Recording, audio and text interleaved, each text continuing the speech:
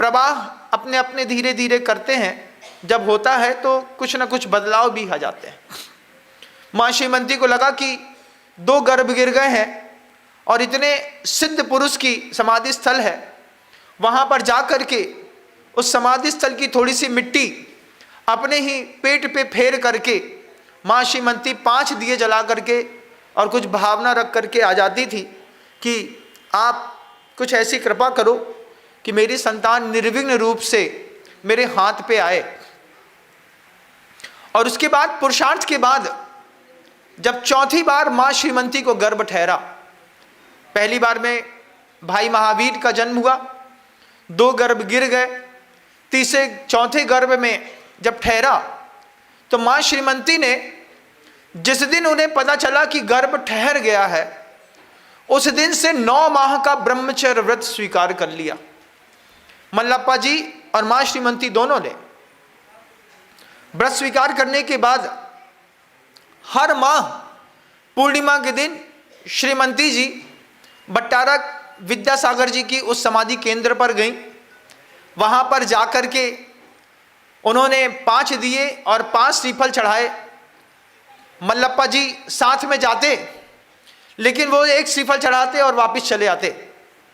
लेकिन श्रीमती 5 श्रीफल 5 दिए चढ़ा करके वहाँ से लौटी और लौट करके जब 7वें माह में 7वें महीने का जो दोहला होता है वह अपने आप में अद्भुत होता है। माँ श्रीमती खुद कहती हैं कि मैंने 3 स्वप्न देखे। पहले स्वप्न में देखा कि 2 तीर्थंकर युगलिया एक साथ धरती पर नीचे धीरे धीरे उतर रहे हैं और मेरे आंगन पर उतर करके 2 तीर्थंकर परमेष्टि स्थिर हो गए। फिर उन्होंने दूसरा स्वप्न देखा, 2 चारण रिद्धिधारी मुनिराज स्वर्ग से उतर करके नीचे आए हैं और आकर के फिर आंगन में स्थिर हो गए। तीसरा स्वप्न देखा कि एक सफेद सिंह गर्भ में आकर के स्थिर हो गया है। ये 3 स्वप्न मां श्रीमती के हैं। अनुत्तर योगी एक पुस्तक है, अनिवर्चनीय साधक एक पुस्तक है। आप हो सकता है उन पुस्तकों में इस संवाद को भी देख पाएंगे, क्योंकि अभी तक हमारे बीच में एक ही धारणा थी कि जन्म पूर्व सपने में मां को चारण मुनि दिखलाए। ये 2 एक ही स्वप्न बाद प्रसिद्धि को प्राप्त है, लेकिन ये 3 स्वप्न अपने आप में बहुत अद्भुत। माँ श्रीमती के गर्भ में जब द्वितीय संतान का जन्म होना था, 7 महीने 8 महीने 9 महीने सब कुछ बिल्कुल पूर्णिमा के साथ पूरा हो गया। तो वो दिन भी चूंकि माँ श्रीमती हर पूर्णिमा को जाकर के भट्टारक विद्यासागर जी महाराज की समाधि स्थल पर 5 दिए जलाती थी। अगली आने वाली संतान जब जन्म लिए तो वो भी शरद पूर्णिमा थी।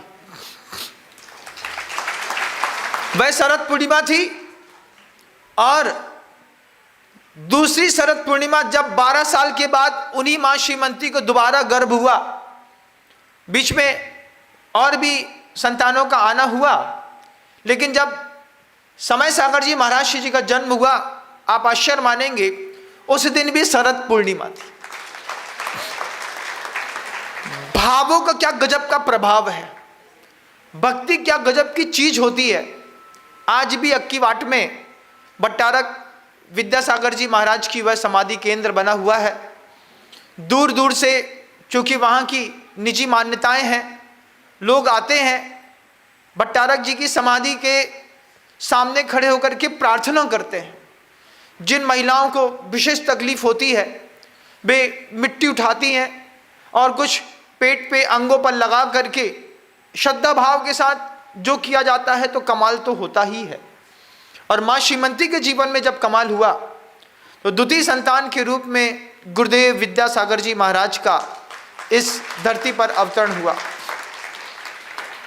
माँ श्रीमती ने उनका नाम भट्टारक विद्यासागर जी महाराज के नाम पर विद्याधर रखा, क्योंकि वो विद्यासागर जी महाराज थे और माँ श्रीमती का शुरुआत से मुनियों के प्रति जो एक अंतर्भाव था, उस अंतर्भाव को लेकर के उन्होंने अपने द्वितीय पुत्र का नाम विद्याधर रखा।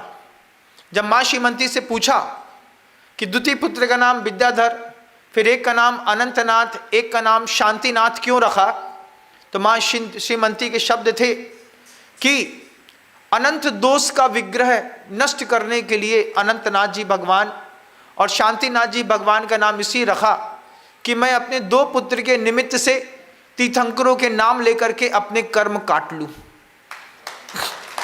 क्योंकि माँ अपने जीवन में बच्चे का नाम सबसे ज्यादा पुकारती है, लेकिन जब आपके बच्चे का नाम शांतिनाथ हो, जब आपके बच्चे का नाम अनंतनाथ हो और बार बार आप पुकार रहे हो, बेटा अनंत, बेटा अनंतनाथ, अनंतनाथ, शांतिनाथ कहाँ है, अनंतनाथ कहाँ है, तो जितनी बार शब्द में से शब्द ब्रह्म भी निकलता है, तीर्थंकरों के नाम अनवर्थ संज्ञक होते हैं। जिस हमारे आपके नाम में तो आपकी हमारे अंदर वो गुण हो भी सकते हैं और नहीं भी, लेकिन तीर्थंकरों के नाम अनवर्थ संज्ञक होते हैं। माँ श्रीमती ने स्पष्ट शब्दों में वह बात कही थी कि तीर्थंकरों के नाम लेकर के मैं अपने कर्म काटना चाहती थी, इसलिए मैंने 2 पुत्र का नाम, 3 पुत्र का नाम भगवान के नाम पर और 1 पुत्र का नाम विद्यासागर जी महाराज जी की स्मृति पे ये पुत्र हमको मिला है, इसलिए उनका नाम विद्याधर रख दिया।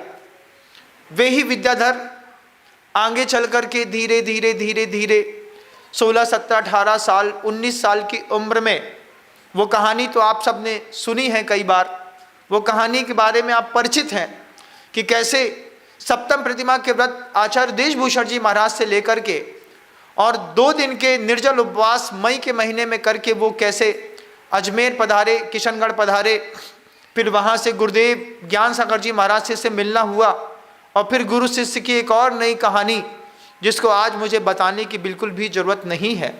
लेकिन अगर आपको मेरी वीडियो अच्छी लगती है तो प्लीज़ मेरे चैनल को लाइक करें, शेयर करें और सब्सक्राइब करें। Thank you.